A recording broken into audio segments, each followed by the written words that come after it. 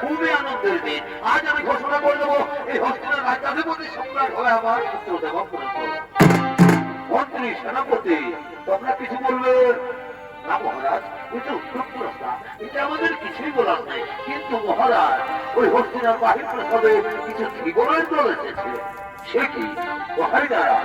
যাও তাদের সশব্দে নিয়ে এসো এই হস্তিনার রাজপ্রসাদে। ঠিক আছে মহারাজ, আমরা তাদের নিয়ে আসছি।